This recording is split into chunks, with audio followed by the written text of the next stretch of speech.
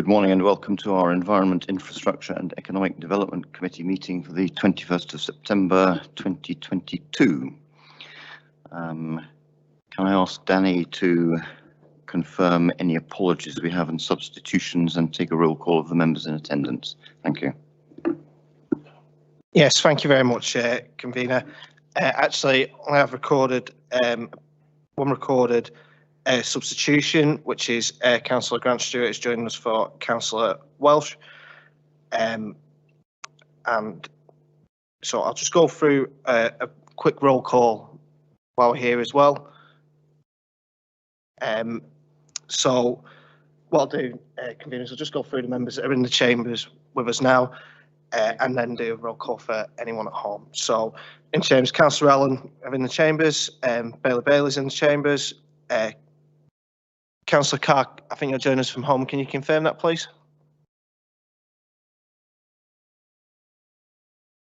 Yes, I'm here. Okay, thank you very much, Councillor Carr.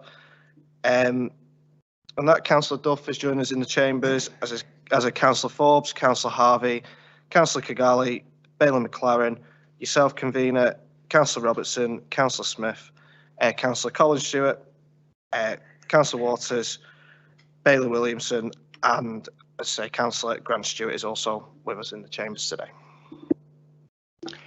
Thank you for that. Can I ask if there are any declarations of interest in respect of today's business? No, thank you. Sorry, Councillor Waters. Thank you, Convener. Just as a director on the Perth and Kinross Countryside Trust, I will declare an interest in paper P1 and I will remove myself from the chambers at that stage. Thank you very much for that.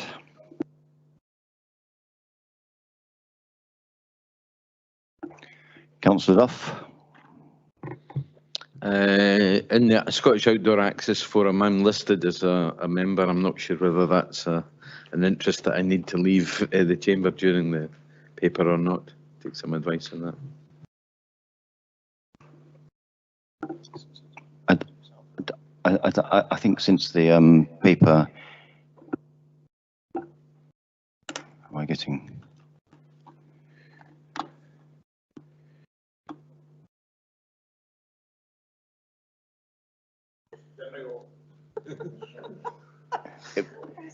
It was I think since the purpose of the paper, Councillor Duff, is to confirm the membership, I'm not sure it represents an interest.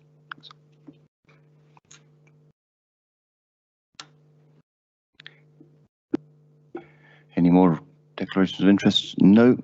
In that case, we'll move on, and paper 3 is the minutes of the meeting of the Environment, Infrastructure and Economic Development Committee of the 29th of June 2022. Are there any points raised to those minutes, or can we accept the minutes of that meeting? I'll take silence as consent. Thank you.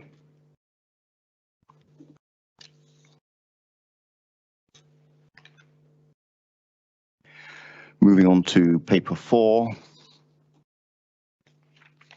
The outstanding business statements. I'm aware that we have had circulated updates with regard to items 1, 3 and 4, and I'm wondering if Claire Mailer is in attendance in respect of item 2. If I can come in, Convener, I mean, Claire, given that she has moved on to a different post, is really no longer sort of a member of, well, she isn't a member of our management team, so she wouldn't be in attendance at this committee. My apologies that you haven't got that information, and we'll circulate that as soon as possible. Thank you for that, and my apologies for misplacing Claire in respect to that. Has anyone got any questions with regard to the outstanding business statement? No. Okay, thank you very much.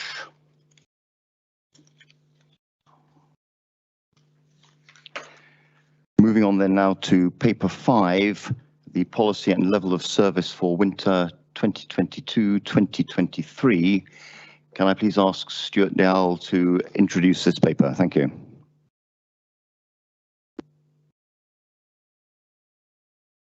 Thank you, Convener. Across Perth and Kinross, there's a variety of arrangements in place for our winter service. We have around 910 kilometres, or 37% of our network, which we designate as having a high priority for winter service. And this is treated 7 days as required between 5 AM and 9 PM. We also carry out treatment on many other routes during normal working hours, as resources permit. Winter season 21-22 was what we would deem to be a typical winter. We had no long extreme periods of cold weather, but we did carry out regular treatments across the network to keep them as far as practical ice-free.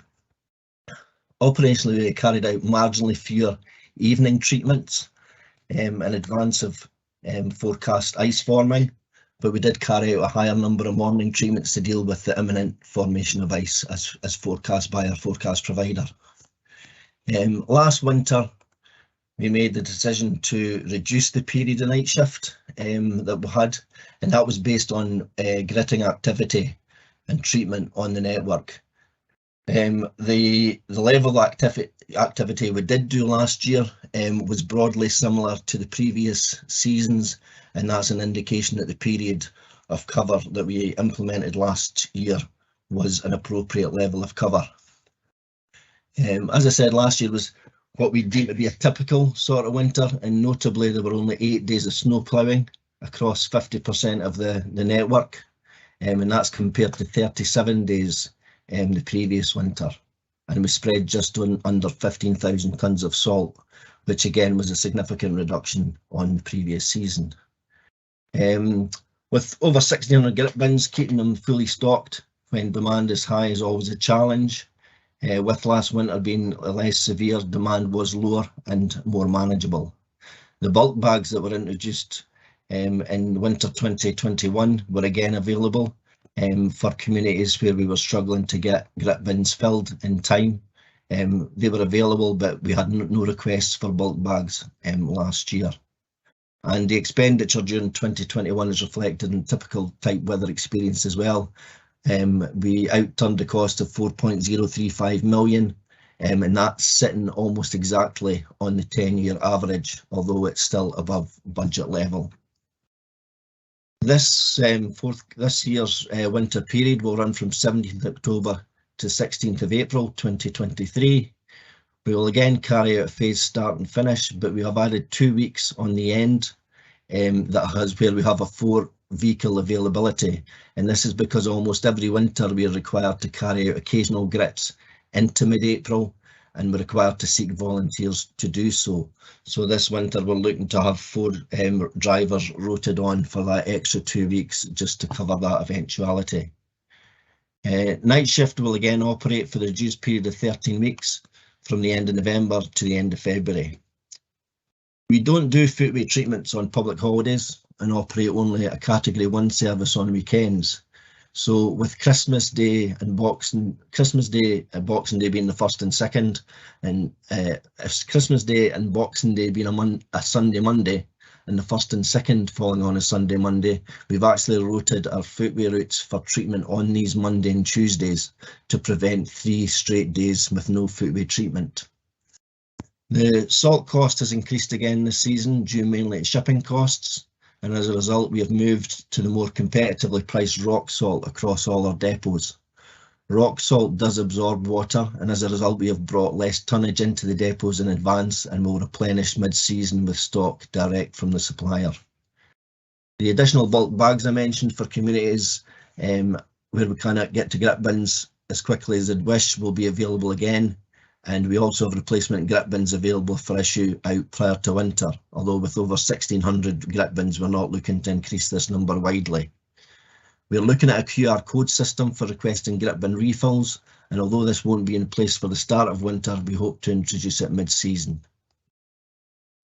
There is an industry-wide shortage of LGV and HGV drivers, and it hasn't left us untouched, and TASA contracts are currently discussing with the supply chain to supplement our driver cohort. We've populated the evening and morning rotas, and the third-party drivers will principally cover our night shift requirements. TASA contracts have moved depots from Blairathol to Aberfeldy, a more fit for purpose location. Gritting routes have been altered, but with the same route coverage, so all gritters will operate out of Aberfeldy. We will, however, monitor this early season to ensure there's no significant impact as a result of this move. Farmers' assistance is a valued part of our winter service delivery, and if any elected members know of farmers willing to assist, we're happy to get their details and make contact with them. The number dropped in 2021, which coincided with the electronic licence checking requirements. However, efforts made by officers immediately in advance of last winter brought the numbers back up, and we anticipate having 69 farmers available this season, with 35 of them available to assist in periods of prolonged snowfall for an hourly rate payment. We have 30 individuals supplied with push-along barrows to salt footways where we don't routinely get to. They do this with no instruction or monitoring, and whilst limited in times of snow build-up, as they can't plough snow, they do provide a valuable assistance to their communities. Thank you, Convener. Happy to take any questions. Thank you very much, Stuart. And with regards to the LGV drivers, I was delighted to see one of our own vehicles out on training drivers this morning, the council's own internal scheme. So that was good to see. I'm now happy to take questions. The first question we have is Councillor Allen.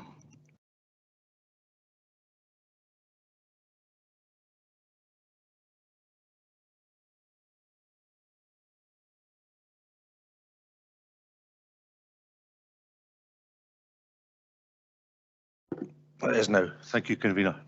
Thank you, Stuart, as well, for the update in the report. I've noticed in reading the whole report that last year was a fairly typical winter and we didn't have many days of snowfall. Given that we seem to spend an average of over £4 million a year, I'd just like to understand why we set the budget at £3.8 million.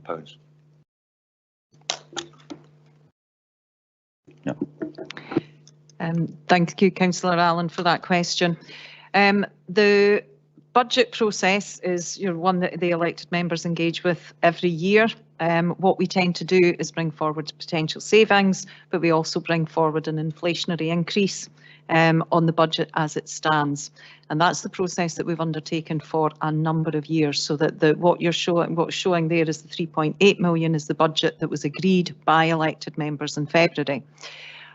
The principle that we have always used in this council is that the reserves would then be used for any overspend, on the basis that as a service, and probably as a winter service, then we would need to accommodate savings within the budget to bring it back in. So it actually is better for the winter service if we use reserves rather than try and even out the budget.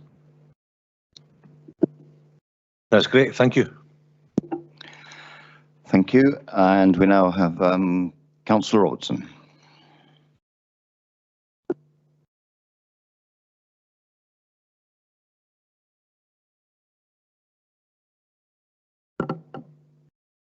Thank you, Convener. I was really pleased, thanks, and thank you, Stuart, for your presentation. I was really pleased to hear about the fact that more grit bins will be available. Is that, will all areas, if I get a request for a grit bin, will it have to be assessed?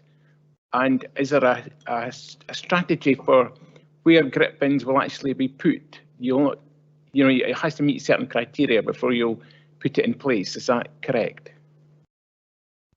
Stuart. Thank you, Councillor Robertson. Yes, we're not looking to massively increase the number of grit bins we've got, but if there are specific requests for specific locations, we will look at them. What we look to do is ensure that they're not already on one of our gritting routes, and also that we tend not to put them in the flat. So we're looking for there to be some sort of incline or some sort of tight bend that gets affected by ice fairly regularly. So we look for some form of road hazard to be in place before we go and put them out. But we would have to individually assess each location we got a request from across the network. Councillor Forbes. Amazing, first time. Thanks, Stuart. You referenced the fact that Amy are now responsible for the trunk routes taken over from Bayer, and Amy are in partnership to some degree with Tayside Contracts. So I wondered if any research has been done to see if we could actually make the two organisations work better together. I mean, for example, the Carsagowry, where it's quite reasonable, I guess, to assume that there may well be a Tayside Contract gritter gritting the A90, and they could maybe be doing the smaller areas like Errol at the same time. Has any work or thought been given to that? Thanks, Councillor Forbes. Yes, it's early days, obviously, with Amy taking over the trunk road, a lot of the trunk road network within Perth and Kinross. Amy have positioned themselves within Tayside Contracts depot at Rutherfield. So there are opportunities for that level of synergy to be developed moving forward. We always work closely with Bayer in terms of if our gritters were out doing the low cars road, for example, they wouldn't switch off their spreaders when they went up the slip roads, and that saved Bayer coming off the trunk road and going up and down slip roads and working their way around. So we always had that level of cooperation with Bayer, and we'll look to develop that same level of cooperation with Amy, especially with them operating out of the Tayside Contracts depot that serves that sort of area. Yeah.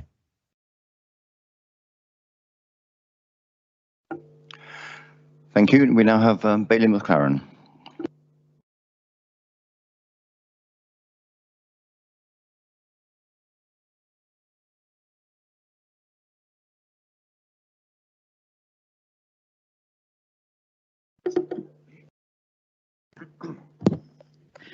Got there in the end. Thank you, Stuart. I noticed on page 16, item 5.12 and 5.13, the recognition of the voluntary input roles farmers play as part of planned winter maintenance. The recent rule change made by HMRC, effective from April 5th, 2022, is the use of red diesel to be strictly for agricultural use. The practicalities of this rule change is if a vehicle usually is used for agricultural purposes changes to a non-agricultural activity, all remaining red diesel requires to be drained from the fuel tank and replaced with white diesel, possibly even necessitating a change of fuel filters in the process. So I get to the point, is clearing winter roads an activity allowing the use of red diesel? And if not, how is this going to impact in the involvement of farmers as part of the winter maintenance squad? Thank you, Billy McClaren. Yes, the change in legislation came in April 2022, but there are exemptions within the legislation. Agricultural vehicles are exempt for doing agricultural work, but there are also certain exemptions in terms of type of work for the use of red diesel as well, especially when it's non-commercial. So the farmer self-help scheme we have, the majority of that is unpaid, so there's no commercial benefit in them doing it.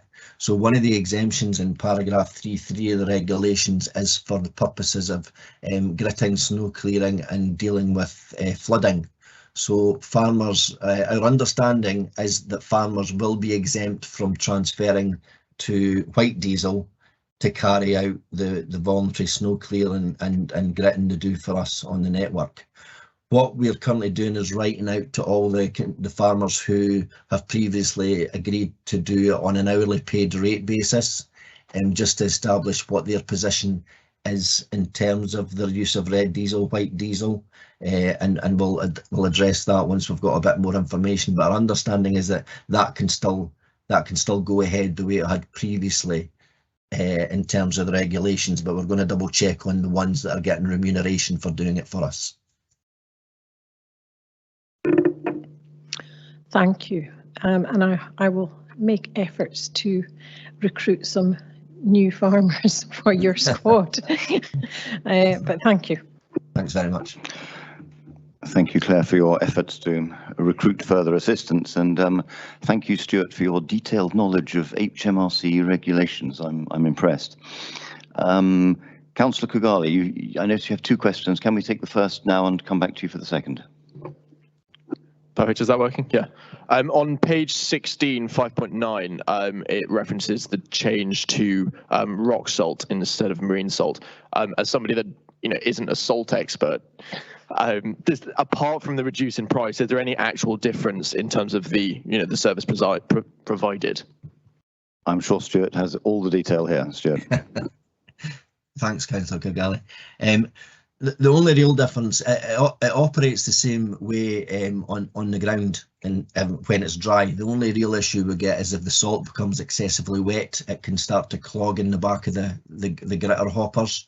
So we have got to make endeavours to keep the salt rotated, keep it dry, keep it free draining, so that we're putting dry salt into the back of the lorries. What we've done this year, we normally bring about 22,000 tonnes worth of salt in pre-winter. Because we're storing some of the rock salt out in the open and the risk of it getting wet is obviously increased, we've brought in less salt pre-winter season this year. We've only brought in about 16,000 tonnes, and what we'll do is we've got an agreement with the salt provider down in Yorkshire to bring in additional supplies in January, so we'll get a mid-season top-up to replace any salt that's become unduly wet, and just a general top-up in terms of usage as well. We currently have around 14,000. We can store about 12,000 tonnes under cover just now, so we've got about 4,000 tonnes sitting outside that is a potential risk in terms of being saturated.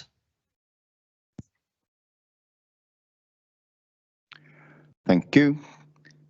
Are you content, Councillor Kigali? Thank you. Now, Councillor Smith.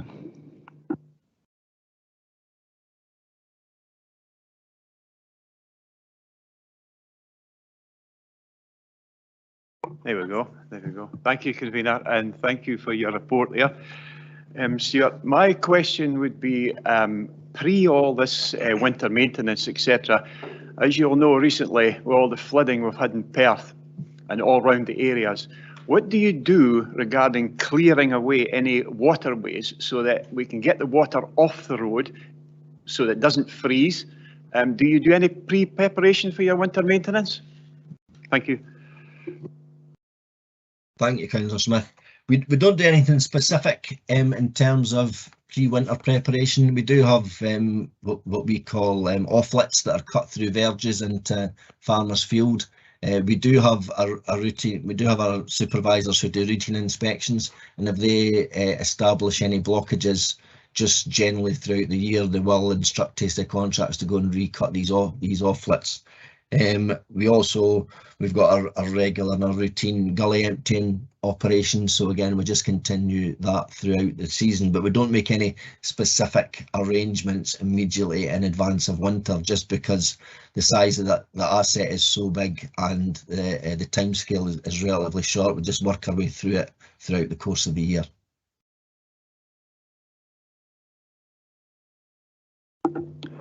Councillor Waters. Thank you, Convener. My question was virtually exactly the same as Councillor Kigali's, but if I could just ask a wee supplementary on that one. Given the storage of rock salt, to minimise the risk of losing it is a lot less, does that add an increased risk from an inflationary perspective? In that you mentioned that we've got an order in for January with the Yorkshire supplier. Is that a predetermined price, or is there a risk of increased costs with that? Thank you, Councillor Waters. The rates for the salt are all predetermined through Scotland Excel contract. So there is a summer delivery rate and there is an in-season delivery rate, but these are predefined. The in-season rate is slightly higher than the winter delivery rate, but I couldn't off the top of my head say what it is, but I could find out for you and let you know what the uplift for winter delivery is. Thank you. Thank you. We'll now go to Councillor Duff. Thank you, Convener. My question is regarding paragraph 4.8. which talks about the process for reporting an empty grit bin. It's my understanding you can do that through my PKC currently, and I wondered what the cost and value of putting a QR code on the bins instead would be, and does that mean we're going to put QR codes on our street lights and our litter bins and other things that folk can report? Thank you. Thank you, Councillor Duff. It's in the early stage of discussing it with our colleagues in IT about the practicalities of doing it, but the problem we've got with the grit bins is sometimes the description that we get from a member of the public about its location isn't wholly accurate or doesn't wholly reflect exactly where it is, and there's also sometimes an issue in terms of the perception that it's either it's empty or it's not being filled. The idea behind the QR codes is that the QR code would be positioned in such a location that where you took an image of the QR code, you also got an image of the grit bin. So when we went back out and refilled that grit bin, we would take the image of related to the QR code of the grit bin having been filled again, just to demonstrate that we had attended it had been filled in. But it's also to reduce the back office sort of activity in terms of the MyView report coming in, someone within a small admin team in the Road Maintenance Partnership looking through it, identifying where it is and giving it to the crews to then go and fill. The idea is that it'd be far more straightforward identification of location and automatic process of it going to the crews to go out and fill it. So it's to remove a bit of the back office activity, as well as getting a more accurate reporting of where it is and when it's been refilled again. I appreciate that, other things like litter bins are not your particular speciality, but would that be the same then, perhaps, Barbara? Maybe you would be able to take that. I think that we obviously want to trial this with most litter bins. Are you talking about street litter bins rather than individual householder ones? I think we would want to trial this, see whether it works, see whether it is cost effective. Our street lights are all numbered anyway, so if anybody reporting that should be able to get the number of the street light, but we want to see if this works. One of the other issues for us with this is obviously the speed of being able to respond, as Stuart's alluded to, in the middle of a very, sort of difficult winter period as well. So it is to take out a little bit of the pressure for the crews so that they can concentrate on the most important things. Thank you. I'll now come to Councillor Stewart for your first question. Thank you.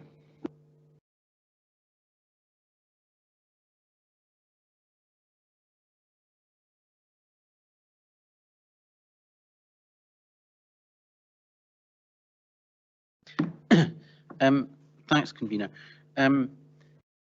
So my first question, I think, is about something which I can't find in the report, and it's just any mention of the hand gritters. And I was just wondering what sort of, I know that the council has put money into the budget for providing hand gritters in a lot of communities, and I was just wondering what sort of coverage we have available of the community hand gritters. Thank you. Stuart, can you take that? Yeah, we've currently got 30 push-along hand gritters out amongst community representatives. They're spread widely across the council area, and whilst I probably couldn't under GDPR give names to elected members, I could get locations where we have willing volunteers who have been provided with these gritters out to elected members for information. But there's 30 across. There's 30 across the entire council area. Yeah, I think that list would be helpful. Thank you. Thank you. And now Bailey. Thank you, Convener. My question is about section 5.6, but I think it's mentioned in a couple of points in the report. To the extent that category 3 routes are only normally treated when resources become available, essentially they're at the end of the list. My observation has been that in a couple of cold snaps, it seems the category 3 routes are only treated once the thaw is well and truly underway and milder conditions are forecast.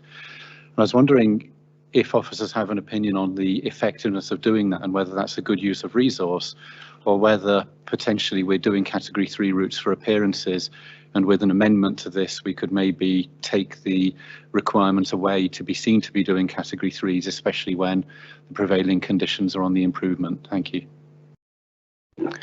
Thank you for that. I think it's a difficult judgment call as to when something is proceeded with or not, but I'll allow Stuart to come in. Stuart. Yes, thank you, Councillor Bailey. Thank you, Convener.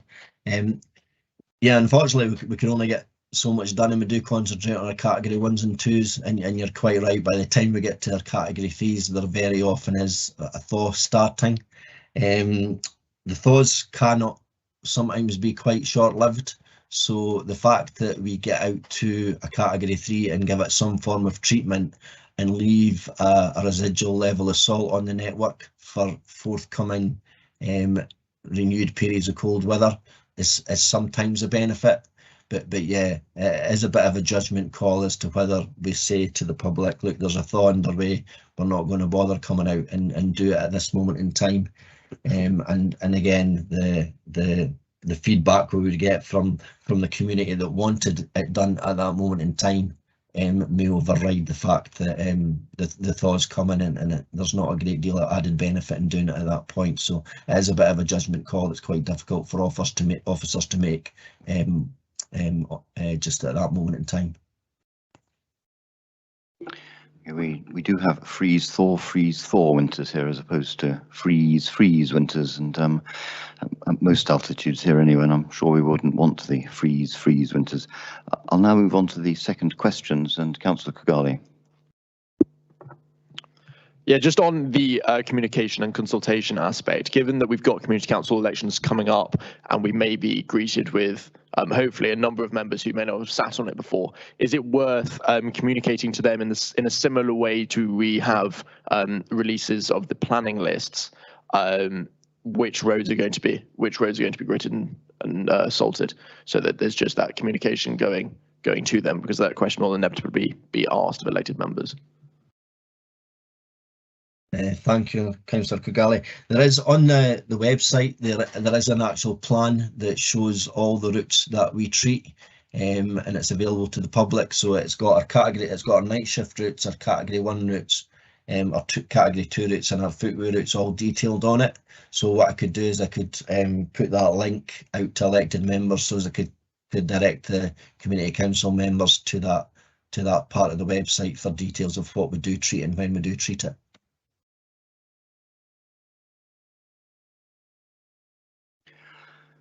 Thank you, and I'll now come to Councillor Forbes and Councillor Stewart for their second questions, and unless anyone's very quick, that'll be questions on this. Thank you.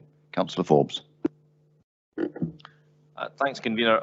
I am going to test Stuart's knowledge, Stuart, a little bit more on rock salt, and I'm wondering if there's any environmental benefits or disbenefits to using rock salt as opposed to the other salt that we'd normally use. Not that I'm aware of, other than the fact that our rock salt comes from Yorkshire and our marine salt tends to come from Spain. So there, as far as I'm aware, it's really just the transport, the haulage costs are more prohibitive, bringing the marine salt from Spain and the rock salt up from Yorkshire. The spread rates are the same. There is a bit more residual life within marine salt than there is with rock salt, in terms of if we get heavy rain, the rock salt does get washed off a bit quicker and does require a bit to be retreated a bit quicker than marine salt. But other than that, there's not a great deal of difference between the effects on the environment of putting the two different salts down.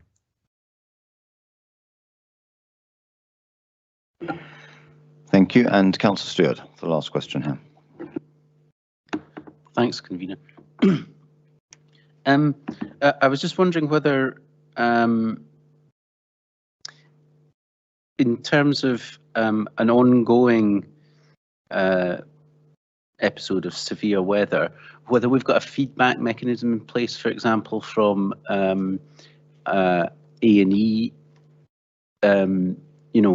so if a number of slips, trips or falls or accidents are reported either by NHS or the police, that an area could be emergency treated in order to stop further incidents. Thanks for that. I think Barbara will take this question.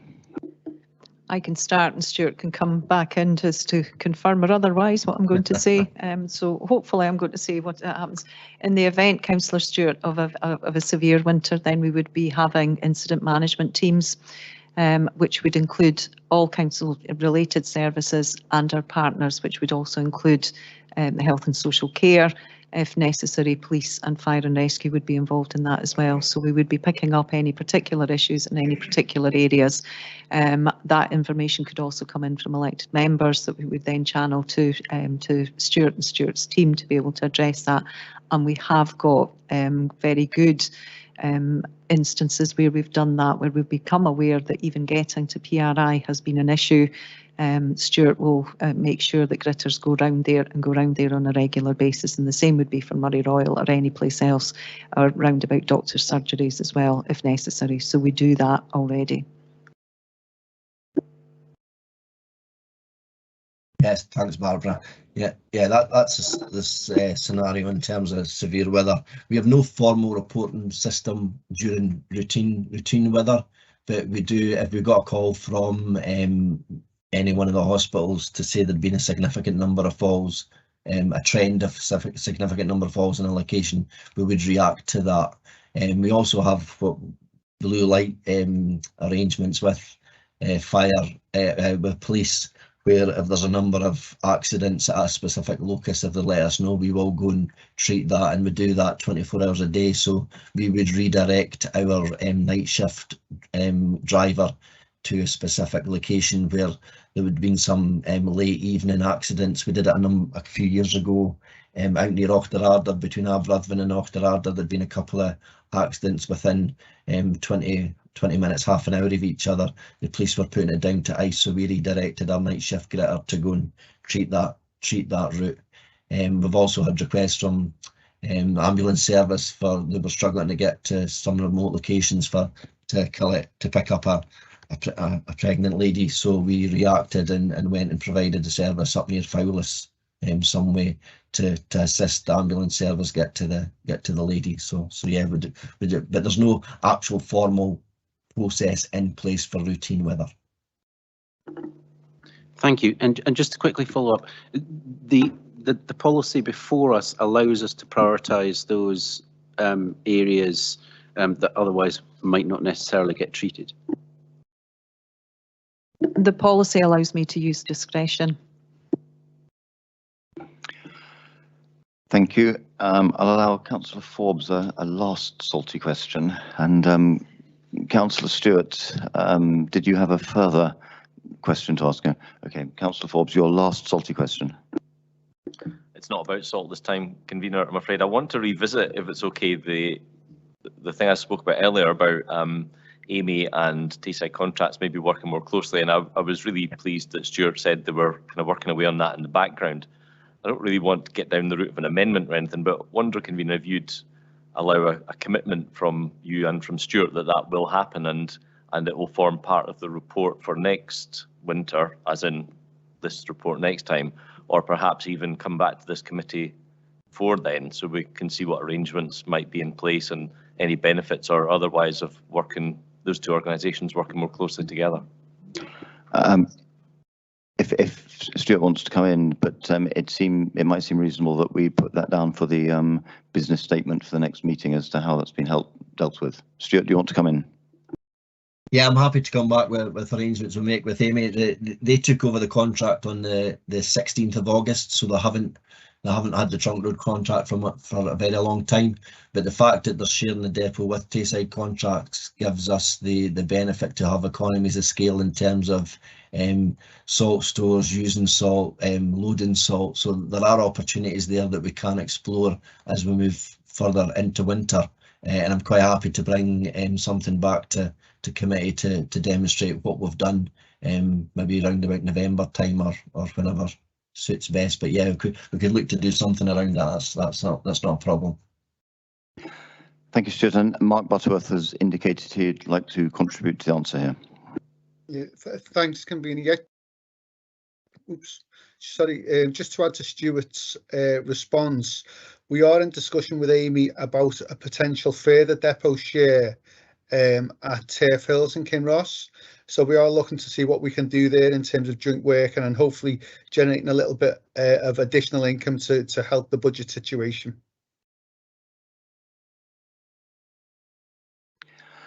Thank you for that, Mark. I'd now like to formally move this report. This report makes sensible and reasonable provision for dealing with the circumstances of winter. As ever, depending on the nature of the winter weather we experience, we will possibly use reserves if we have a difficult winter. And in the economic circumstances we're in this winter, we may dip into the reserves due to inflationary pressures. But as ever, we will see what winter brings, and I'm sure the actual spend this winter will inform the provision made for winter going forwards. I'd ask Bailey Williamson to second the report. Happy to second, convener. Thank you. I'll now take comment, and I see Councillor Forbes, you have comment. Yeah, thanks, convener. I just want to pass on thanks to Stuart and all of the team who work hard and tirelessly over winter to try their best to keep our roads free. We will never, as it says in the report, satisfy every one of our constituents. And I honestly don't think a year goes by without somebody calling me to demand the gritter sent to their driveway to get their car stuck out of the drive so they can get to work. And I'm sure people think we're an equivalent of the RAC, but which of course we're not. So just put on record our thanks to all of the staff for their work. Thank you very much for that comment. Councillor Duff. Thank you. It's a similar comment. Thanks very much, Stuart, for the report, and also pass on our thanks to the winter gritting teams because they do an excellent job in Perth and Kinross. I think winter gritting is an issue, as Councillor Forbes has said, for elected members, and it's often raised by public, and I think knowledge of our plans at this time is very helpful. A reminder for us going into winter. I'm also aware, I think, of at least 6 people who have hand gritters in my ward, and I'd like to thank them and the local farmers for volunteering to assist the council. Thank you. Thank you. I see no further comment, so can I ask, can we agree this report? Thank you.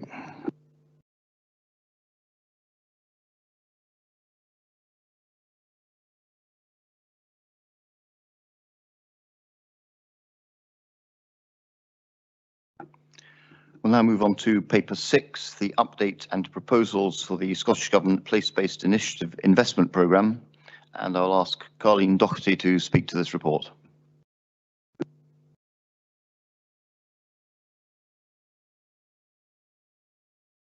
Hello.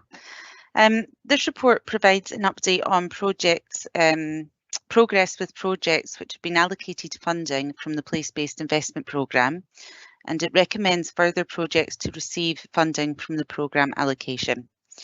Council is requested to consider the following recommendations. To note progress being made on the delivery of the already approved Place-Based Investment Programme funded projects. To approve the allocation of funding available via the Place-Based Investment Programme for this financial year to the following projects: Rannoch Hub in Kinlochrannoch, Aberfeldy Tourism Infrastructure, Self-Catering Accommodation at Cultibragan Camp in Comrie, plus Perth Civic Space Project in Ropemakers Close in Perth, and the Clachan and Quality Cafe in Perth. Thirdly, we ask Council to consider noting the proposal to introduce an open application process for future years' allocation of the Place-Based Investment Programme funding. Thanks. Thank you, Colleen. Are there any questions with regard to this report? I see none at present.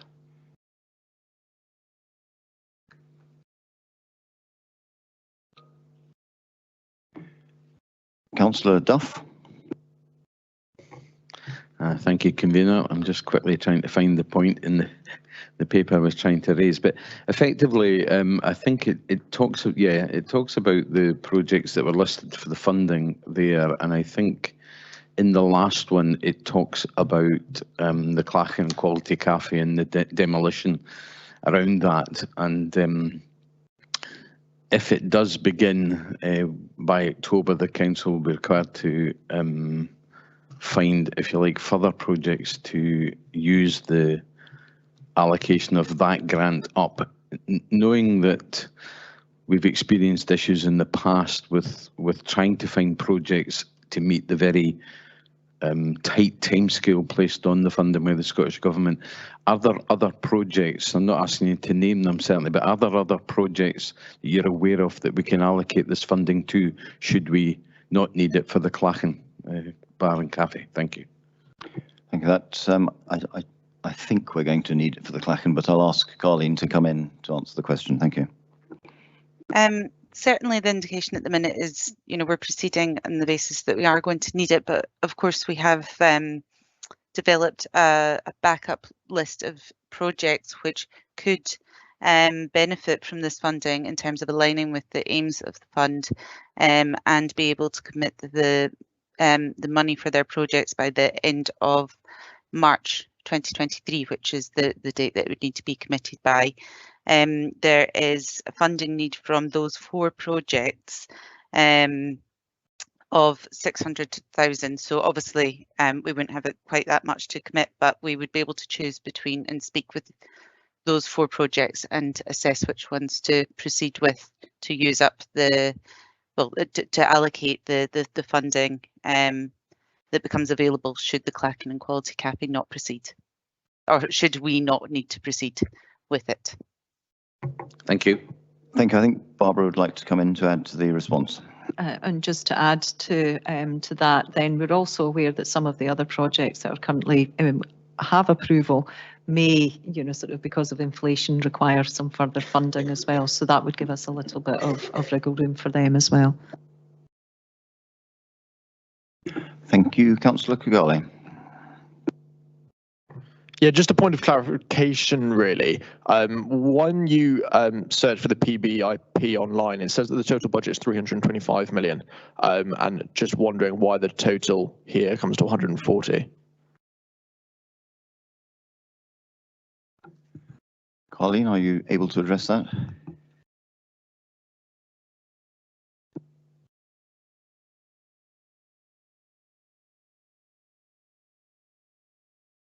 Sorry, no, not off not right now. I would need to check that. The figures that have been presented in this paper are taken from the grant award letter that is given to us from the Scottish Government, and I checked that with finance. The figures are taken from there and have been approved and checked by finance. So it's something that we'd need to check and get back to you if you'd like a further response. Yeah, I'm happy to pass on the link where I was getting that figure from, if that's helpful. Okay. Thank you. And Councillor Forbes. I was just wondering how much time we're spending putting together all of the various documents, bids that we have to make to get this money. I'm assuming there's quite a lot of officer hours involved in that. Kind of guessing you don't have that to hand, but would you be able to give us a kind of best guess as to how much time and therefore the cost of the council in preparing this? Or maybe do we get funded to prepare the bids? Colleen? As far as I'm aware, with the place-based investment programme, we don't get funded to prepare the bids.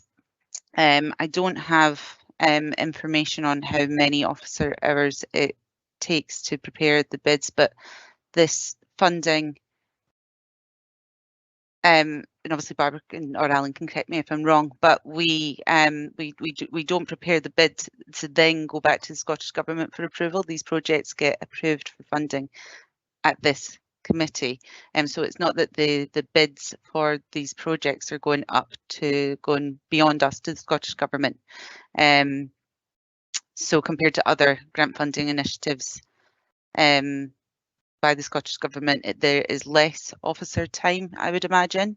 But that is quite a woolly answer to your question. I don't have specific figures about officer time. I think Barbara would like to contribute to the answer here. Thank you, Convener. I think that this is an issue, sort of not just with this particular funding. We're aware that through the Levelling Up process and the UK Shared Prosperity Fund, that there is quite an ask of officers, not just within this council, but across the piece. In local government, sort of a lot of the money comes with relatively from both sources, from relatively short timescales for delivery. It's an issue that we are picking up with both governments to, sort of to look at a much better, more effective process to be able to ensure that the projects that we deliver meet the criteria, deliver real benefits to our communities, which is what the money is intended for. But at the moment, this is, sort of we are having to react to in all areas from all levels of funding for this in a fairly short term way. And anything that any of our elected members could do to circumvent that, to make it a much more sustainable approach for council, for the officers involved and for the communities who are looking for funding would be really gratefully received. Can I just come back on that, Convener, if you don't mind? Yeah, please do. Yeah, thanks, Barbara. You understood my question better than I did, so well done. Well done on that. And that was the point I was trying to make, that we must spend an inordinate amount of money bidding for money from both governments, and they must spend an inordinate amount of money looking at those bids. And surely there's a better way to do it, but I think you've grasped it. So thanks for your answer. I'm happy with that. And some of that isn't a bidding process, as sort of was indicated earlier. Then we are given the money, but it is quite short notice that we have to spend it. And as I say, a more advance notice of that would allow us to plan and prepare a bit better. If I can just add that I think we need to press both governments where we can for clarity and simplicity of process, but it does seem to be part of government at the moment that there is more of this competitive money available, and that is how money is being made available.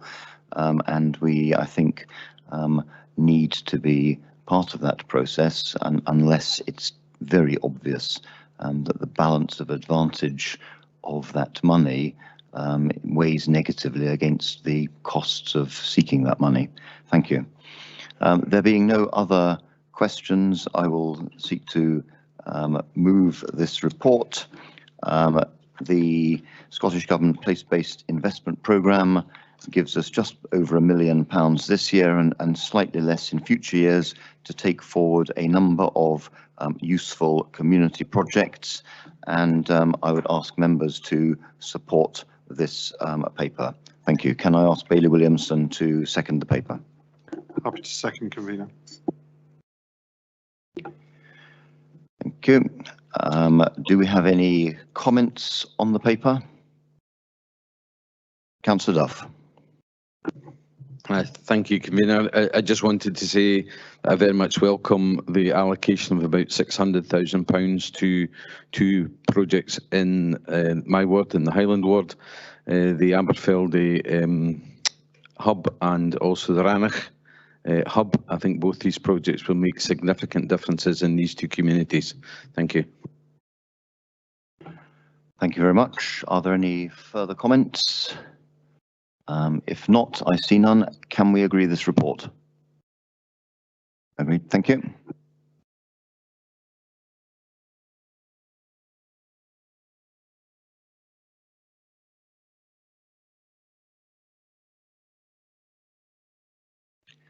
We now move on to paper 7, the Perth and Kinross Outdoor Access Forum Annual Report for 21-22. And can I ask Dave Stubbs to introduce this report? Thank you. Thank you, Convener. This is the annual report of the Perth and Kinross Outdoor Access Forum. The forum exists to offer advice to the council and others on access rights, their experience, expertise, is certainly helpful to officers in our role in upholding access rights and promoting responsible access. The report provides an update on the work of the forum over the last year and outlines proposed changes to their membership, which do require committee approval. During 2021-22, the forum have continued to assist officers in resolving obstructions to access rights and also responded to a number of consultations arising from forestry proposals. We do work constructively with the forum and may not always agree all the issues, but it's helpful to have their alternative point of view. This year at the AGM, Andrew Thompson, a very long-term member, Annie Benson and Councillor Frank Smith have stepped down and they're to be replaced by Mark Thompson, Councillor John Duff and Joyce Carnegie. Thank you. Thank you. Are there any questions in relation to this report? Councillor Forbes. The microphone is working every time. Amazing. My question is relatively straightforward. It's on 5.2. I'm just wondering if Dave could maybe give us a couple of specific examples that he's referring to there, and will these be measured and will they be reported back to elected members? Dave. Thank you, convener. It's an ongoing process with the forum. I mean, they have a statutory role in advising us and others. A lot of the work that we do with them is dealing with obstructions to access. We have a process for that, which we're still refining with the forum as we speak. So that might be something that we come back to committee with at a later date. But it's an ongoing relationship because of their specific advisory role. They've a role in core path planning, and when we review the core path plan, there'll be an obvious consultee. But specifically and on an ongoing basis, they help us with the day-to-day work in resolving obstructions to access. That's a big part of what they do. Thank you. Bailey McLaren. Thank you. This is question. My question is just relating to well, it's maybe just a clarity. Landowner manager group, you have a vacancy, and the agencies and other bodies a vacancy. Is this something that there's an intent to fill, or will these groups proceed without the vacancies being filled? Certainly the intention would be to fill those vacancies. We do struggle, to find people to join the forum. People that serve on other committees may be familiar finding volunteers for this kind of work. It's fairly thankless and it is difficult. We have struggled over the years to find enough land managers really to represent that perspective. We've 3 now. We would like to have 4, not least because the forum needs a quorum from the community, land manager and recreation groups. So if we don't have enough in those positions, we struggle. We're up to 3, which is great, but certainly finding another farmer, land manager, landowner would be brilliant. We haven't had a full complement of agency reps for years and years. SNH, Nature Scotland had a seat at the start, but stepped back from it. All things being equal, yes, we would like another agency representative to sit on the forum. We haven't been able to find one just yet.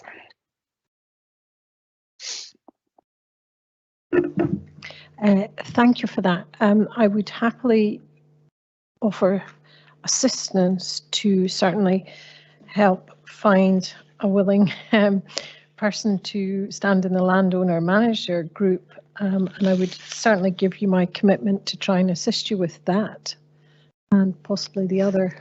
So if that was of any help to you. I'm sure it would be. And I think the forum's advice is really useful, but having that balance, I know in other local authorities, sometimes they don't have that, and I think it's a real strength of our forum to have that balance. So it's not just on the recreation and access side. You know, you want that balanced view, that lived experience of how it works on both sides. We've certainly kept that in Perth and Kinross, but we are short of a farmer or a land manager. So on that would be particularly helpful. Thank you. Thank you, convener. And thank you, Bailey McLaren, for that offer.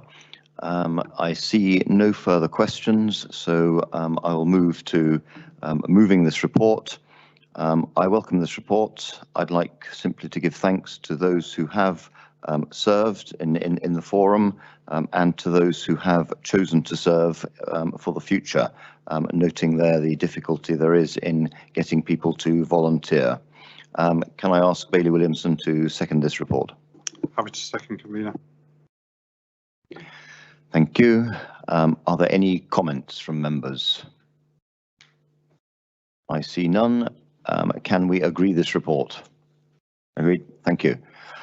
Okay, that ends the public business. It is now 4 minutes past 11. We'll take a short break until 15 minutes past 11, and then we will resume logged in for the private paper that we have to take. Thank you.